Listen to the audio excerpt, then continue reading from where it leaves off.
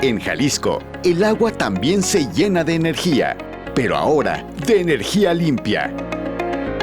La Comisión Estatal de Agua está modernizando las plantas de tratamiento con paneles solares para que funcionen usando el sol en lugar de energía convencional. Esto ayuda a bajar costos, cuidar el planeta y reducir la huella de carbono. Ya hay plantas en Lagos de Moreno, Arandas y El Grullo que operan así, ahorrando energía y trabajando de forma más sostenible. Y la meta es que, poco a poco, todas las plantas del estado se sumen a esta reconversión energética. Porque en Jalisco, cuidar el agua también significa cuidar el futuro.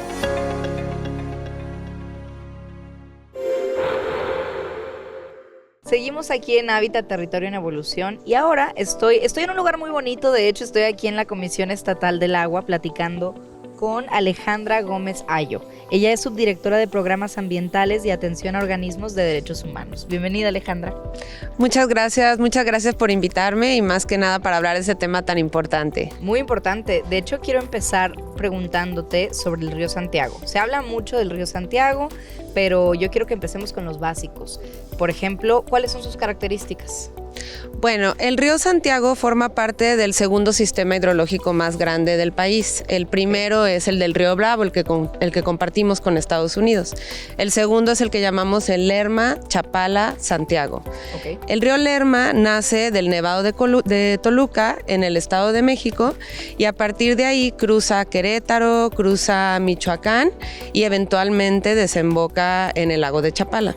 Okay. Después, el lago de Chapala, de ahí nace el río Santiago, nace en Ocotlán y en sus primeros kilómetros se intersecta con otro río, que es el río Sula, es un río muy grande de aquí de los Altos de Jalisco, que nace en Atotonilco y Arandas, en la parte de los Altos, y cruza por 475 kilómetros, pasa el área metropolitana, pasa Nayarit y eventualmente desemboca en el Océano Pacífico. Es una cuenca muy grande, es una cuenca todo el sistema de alrededor de 123,000 kilómetros cuadrados, wow, con una población aproximada de 23 millones de personas.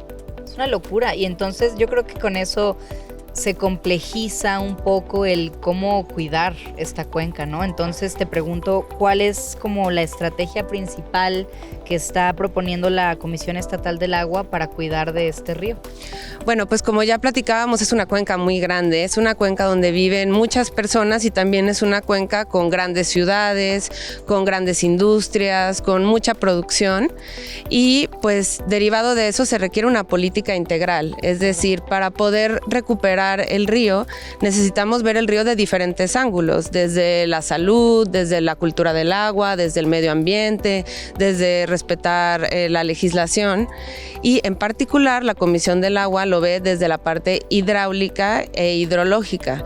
Okay. Entonces, si bien la estrategia es mucho más amplia que la de la Comisión Estatal del Agua, la Comisión se enfoca principalmente en el saneamiento de las aguas residuales domésticas, que son las que producimos en nuestras casas, en poder monitorear el río, es decir, medir cómo está la calidad del agua en todo su trayecto para saber cómo va evolucionando a través del tiempo. También otra estrategia muy importante de la Comisión Estatal del Agua es el control de la maleza acuática. Todos hemos visto lirio, ¿no?, en algún cuerpo de agua. El lirio es una especie invasiva, es una especie introducida, y parte de su control y de su manejo es importante para que el río pueda tener el oxígeno que necesita para poder sostener la vida. Porque bloquea la luz, entonces. Bloquea la luz, también genera materia orgánica cuando se desintegra, okay. También digamos que chupa el oxígeno, compite, ¿no?, por el oxígeno, y bueno, también puede generar taponamientos, en fin, es un problema ya que no es, digamos, originaria de aquí, no tiene depredadores, entonces por eso es necesario un control. Actualmente la Comisión Estatal del Agua está promoviendo el saneamiento del área metropolitana de Guadalajara, principalmente del oriente, a través del saneamiento de Río Blanco, que está por allá por Cañadas, la Cola de Caballo, también la parte de San Andrés, Osorio y San Gaspar, que es cerca del zoológico, más en la Barranca, y también la parte de Tonalá. Entonces, ahorita en eso se está enfocando la comisión, derivado de que recientemente la planta de tratamiento del ahogado en El Salto fue remodelada. Entonces, ahora vamos al siguiente paso, que es el área metropolitana. Justo eso te iba a preguntar sobre las plantas de tratamiento. Yo te pediría que fuera con peras y manzanas para que lo entendiéramos todos. Escuché hace poco que están buscando esta conversión energética en las plantas de tratamiento, pero yo creo que muchos de nosotros no sabemos bien para qué son. Sí, muchas gracias por la pregunta. Las plantas de tratamiento, digamos que hacen lo que la naturaleza hace de manera natural, pero de una manera acelerada. Okay. Es decir, cuando un río va corriendo, se va limpiando, de cierta manera se depura, ¿no? ¿Qué pasa? Pues bueno, se oxigena a través de las piedras, a través de su camino, su trayecto, los microbios se van comiendo la materia orgánica. Entonces una planta de tratamiento hace lo mismo, nada más que de una materia acelerada. Se utiliza un tratamiento biológico para la materia orgánica, se agrega oxígeno, entre otros diferentes tratamientos. Lo que hace la planta es que lo acelera, ¿no? Y para eso se necesita energía. Entonces, el costo energético que tiene operar una planta de tratamiento para que pueda hacer lo que un río hace naturalmente, pero mucho más rápido y con mucho más agua, requiere unas cantidades muy grandes de energía. Claro. Tradicionalmente, las plantas de tratamiento, más del 40% en una planta normal de los gastos asociados eran para poder pagar la luz, ¿no? Wow. Entonces, eso fue un problema con el que nos enfrentamos y la manera en la que lo queremos mitigar es a través de la generación de la energía limpia, ¿no? Que a su vez también nos ayuda a mitigar el cambio climático, emitir menos gases de efecto invernadero. Wow. Entonces, en algunas plantas se están poniendo paneles solares para poder que generen su propia energía y en otras, con las mismas aguas residuales, se aprovecha el gas metano de su descomposición, se almacena y se produce energía. Y de hecho, bueno, a mí me parece que lo que cuentas demuestra que traen un enfoque en la tecnología, ¿no? En innovar y en ayudar al río desde ahí, pero también desde las políticas públicas, ¿no? ¿La CEA está involucrada en esto, en luchar por políticas públicas que regulen estos temas? Sí, definitivamente. Este es un proyecto de largo plazo. La recuperación de un río toma muchos años y requiere una política pública constante y sostenida a través del tiempo. En ese sentido, bueno, la Comisión Estatal del Agua está participando en conjunto con el Banco Mundial. Wow. Estamos ahorita trabajando unos estudios con los consultores de ellos justo para el tema de las plantas de tratamiento y poder generar esquemas financieramente sostenibles para que no solo se construyan y se queden ahí, sino que también sea algo bueno para nosotros el operarlas. De hecho, por ahí va mi siguiente pregunta, es ¿qué mecanismos de cooperación están buscando o explorando para lograr que estos esfuerzos se mantengan a través de los años, ¿no? Porque mencionaste, es una cuenca que atraviesa muchísimos estados, entonces me imagino que tienen que buscar cooperar con lo federal, con los estados vecinos, con el Banco Mundial, ya dijiste. Totalmente, y creo que también parte de esta cooperación viene desde los que vivimos en la cuenca, los que habitamos la cuenca, los que estudiamos la cuenca, ¿no? Las universidades de aquí regionales pues han hecho mucha investigación para poder restaurar el río.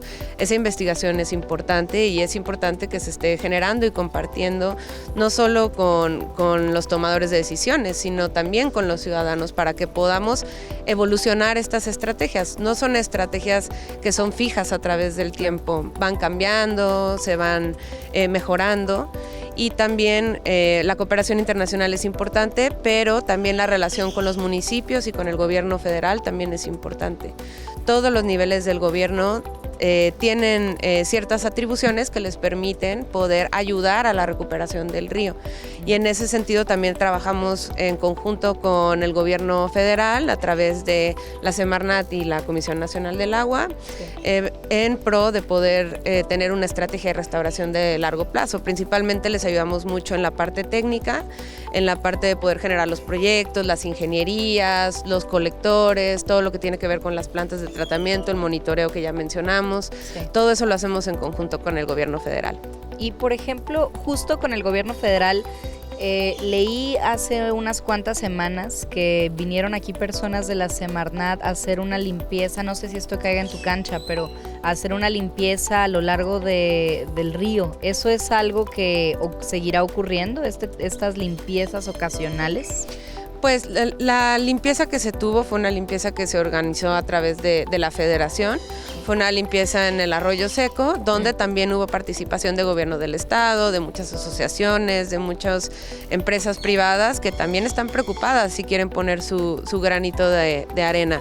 Creo que algo muy bonito que pasó durante esta jornada de limpieza fue el poder ver a los ciudadanos, a todos los que nos interesa juntos, tratando de tener mejores espacios y recuperar nuestros ríos urbanos, ¿no?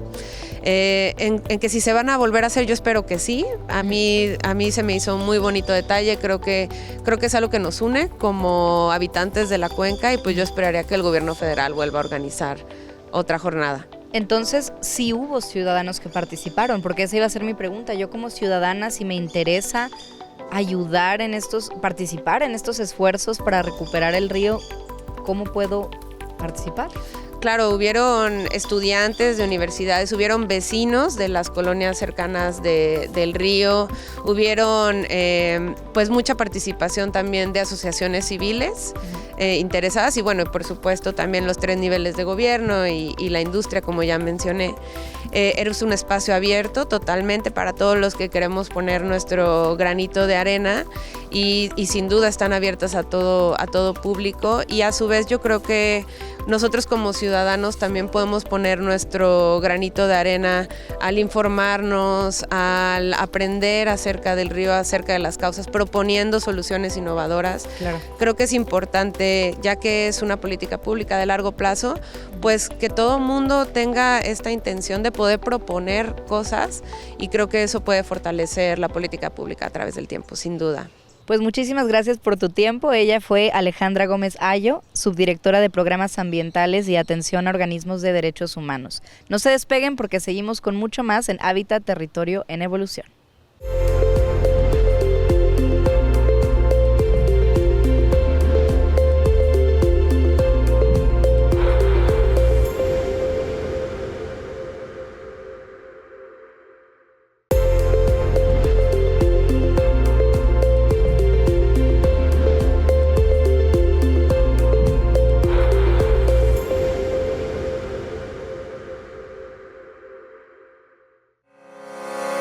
La educación y la sensibilización son clave para cuidar el agua.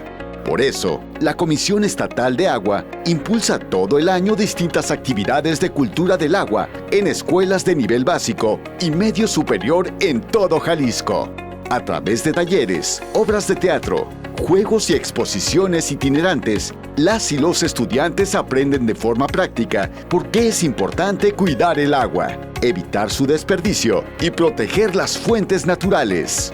Estas acciones buscan formar nuevas generaciones con conciencia hídrica, que entiendan que el agua es un recurso finito y esencial para la vida, la salud y el desarrollo. Cada año, miles de niñas, niños y jóvenes participan y se convierten en verdaderos embajadores del agua en sus comunidades. Porque desde las aulas, en Jalisco estamos convirtiendo un futuro más sostenible para todas y todos. Seguimos aquí en Hábitat Territorio en Evolución y estoy con un invitado muy especial. Él es el subdirector de Gestión de Cuencas y Cultura del Agua de la Comisión Estatal del Agua, Raúl Acosta Pérez. Bienvenido, subdirector. Muchas gracias. Me gustaría empezar platicando sobre cuál es su función dentro de la Comisión Estatal del Agua, para empezar con lo básico. Bueno, ahí en la subdirección pertenecemos a la Dirección de Proyectos y Gestión de Recursos. Okay. Y principalmente, como su nombre lo dice, vemos la participación y la representación del Estado en las diferentes cuencas a los que pertenecemos. Uh-huh. El Estado pertenece a 4 principales cuencas, que es el Río Santiago, okay, Costa Pacífico Centro, Balsas y Lerma Chapala. Okay. Hay consejos de cuenca, grupos de trabajo, y ahí participamos. Y por la parte de cultura del agua, llevamos lo que es el programa de cultura del agua del Estado de Jalisco. Bueno, y creo que hacia allá va mi siguiente pregunta. Hablamos de cultura del agua, pero ¿qué estrategias ha notado usted que son más efectivas para fomentar una cultura del cuidado del agua?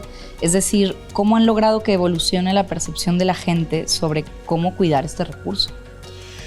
Pues deben de ser diferentes estrategias para diferentes tipos de edad, para diferentes, digamos, sectores productivos, porque también depende mucho si es sociedad en general, si son agricultores, empresarios, etcétera, ¿no? Claro. Entonces, a diferentes sectores, pues son diferentes estrategias. Con los niños, obviamente, pues son juegos didácticos que ellos puedan, de una forma divertida y para ellos no tan pesada de entender los conceptos de cultura del agua. Justo le iba a preguntar que cuál es el papel de las nuevas generaciones en esto. Es decir, ¿ustedes traen estrategias en escuelas, por ejemplo? ¿Se acercan a las escuelas para hablar de cultura del agua? Sí. Bueno, antes también me gustaría hablar un poco de lo que es cultura del agua. Claro, claro. Cultura del agua es necesario porque por varios factores. Uno de ellos es porque vivimos en zonas urbanas, donde no tenemos ya contacto con la naturaleza, abrimos la llave y el agua sale y no sabemos cómo llega ahí. Entonces, otro punto es que el agua generalmente que pagamos es un valor inferior al que realmente se necesita para llevarla a tu casa, a tu llave. Entonces, otros factores son los bienes intangibles que tiene el agua. El agua no nomás es para el consumo de tomar agua, sino para toda la vida de los ecosistemas, de las plantas, los animales. Sí, no, por supuesto. Entonces, aunque el agua tuviera un costo, el costo real, digamos, aún así se requeriría cultura del agua por todos los factores que influyen para cuidarla. Claro, o sea, cultura del agua, por lo que entiendo, no es nada más hablar de cómo cuidamos el agua, sino de dónde viene, cómo llega a nosotros, qué procesos de potabilización, de tratamiento, no sé, todo eso. Exactamente. Ok. Entonces, en temas ya más específicos, por ejemplo, con las cuencas de las que ustedes se encargan, ¿hay alguna estrategia particular que este año 2025 la SEA haya implementado?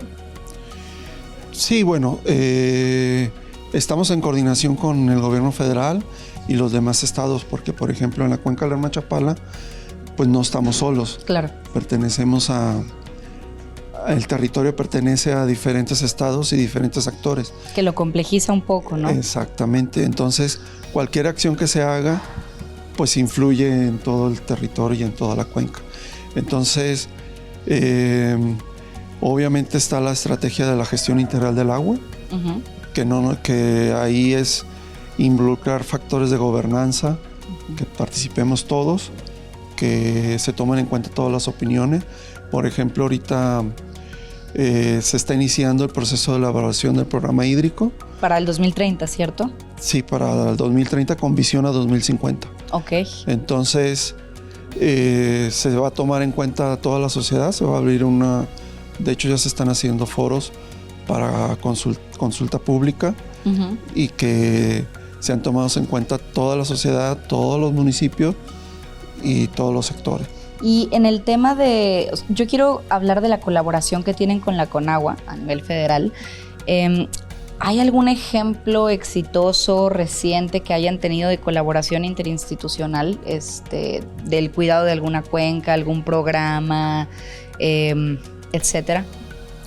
Sí, hay varios. Recientemente fue la Feria de Cultura del Agua y Bosque en Querétaro. Ok. No exactamente cada año, pero más o menos cada año se hace una feria y foro de cultura del agua donde concluyen los estados, los municipios, la federación. ¿Todos los estados? Sí. Ok. Todos los estados. Ahí colocamos un stand. De hecho, hay foros donde hay paneles y pues todos participamos ahí, incluyendo el gobierno federal. Entonces, ese es el más reciente que fue... pues hace una semana. Sí, un buen ejemplo de colaboración. Ajá. También hay otros en diferentes ámbitos donde hay concurrencia de recursos, desde saneamiento hasta programas de análisis de escurrimientos y de determinación de volúmenes. La semana que entra la distribución de los volúmenes en la cuenca Lerma-Chapala. Ok.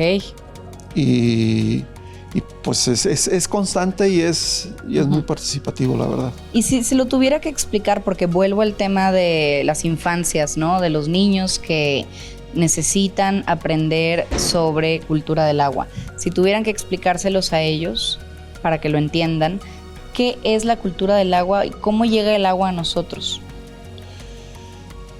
Pues primero, el agua obviamente se genera por el ciclo hidrológico de la naturaleza, pues desde su creación de la Tierra, digamos, tiene millones de años. Pero al intervenir el hombre y alterar algunas partes de este ciclo hidrológico, pues es necesario que entendamos que el agua no llega por arte de magia. Claro. La lluvia pues cae en el territorio. Y lo más fácil que hemos encontrado un poco es hacerlo gráfico, como con maquetas. Por ejemplo, tenemos algunas gráficas de todo esto que te estoy platicando, que los niños con un juego y a la forma de ordenar paso 1, paso 2, identifican las partes del ciclo hidrológico y tenemos, por ejemplo, una maqueta de lo que es el subsuelo, donde les explicamos cómo llega el agua subterránea. ¿Cómo se filtra? Cómo se filtra, cómo se puede afectar. Entonces, la estrategia con los niños es más de juego y gráficas o con maquetas. Pues ya para ir cerrando, quiero quizás hacer la pregunta compleja de... Hablamos de agua y pensamos últimamente en temas de escasez, de contaminación. Son problemas crecientes porque la urbe no deja de crecer. Entonces, ¿cuáles son los principales retos que enfrenta la Comisión Estatal del Agua en cuanto a la gestión del agua? Pues es precisamente el aumento de la demanda. Aumenta la demanda y no solo las fuentes son las mismas, incluso ya están sobreexplotadas gran parte de nuestros acuíferos.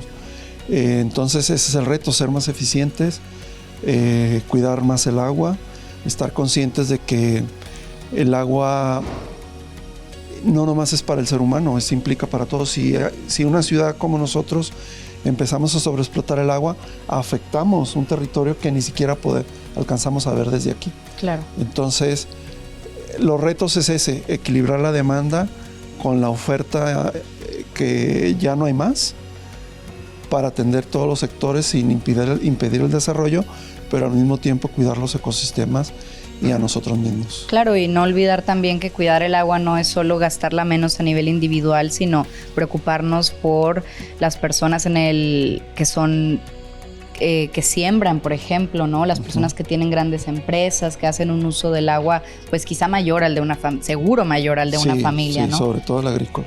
Agrícola, claro. Entonces, bueno, pues muchísimas gracias. Me gustaría agregar algo. Cuidar el agua no nomás es gastar poca agua, es consumir menos. Cada prenda que tú traes, cada aparato electrónico, cada que renovamos, es agua que se necesitó para producir ese objeto. Por supuesto. Nosotros llamamos el concepto huella hídrica. Entonces, estar conscientes que no nada más es cerrar la llave, es consumir menos en general. Claro. Alargar la vida útil de todos los objetos, consumos que tenemos de todo tipo. Claro, hasta inteligencia artificial, ¿no? Se habla mucho que las preguntas que le haces a la energía.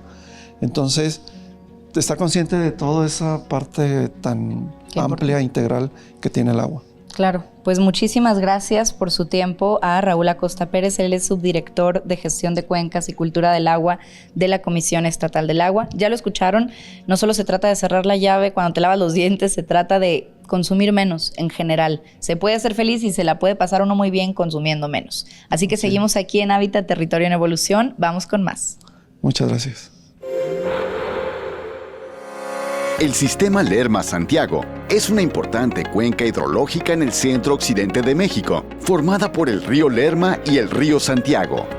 A lo largo de su cauce, el río da vida a comunidades, cultivos y ecosistemas que dependen de su fuerza y continuidad. Su historia es la historia de quienes viven a su lado. Sin duda, el río Lerma-Santiago es el cauce de una historia que sigue fluyendo. Estamos llegando al final de otro episodio de Hábitat, Territorio en Evolución. Me pareció un tema muy interesante poder hablar de las cuencas que hay aquí en Jalisco, pero si hay algo con lo que me gustaría que nos quedáramos después de este episodio, es que cuidar el agua y hablar de cultura del agua no solo se trata de cerrar la llave. Se trata de consumir menos ropa, menos aparatos electrónicos, darle una vida útil más larga a las cosas. Y eso está en la posibilidad de todos y todas. Así que muchas gracias por habernos acompañado en otro episodio. Nos vemos a la próxima. Yo fui Andrea Cajiga.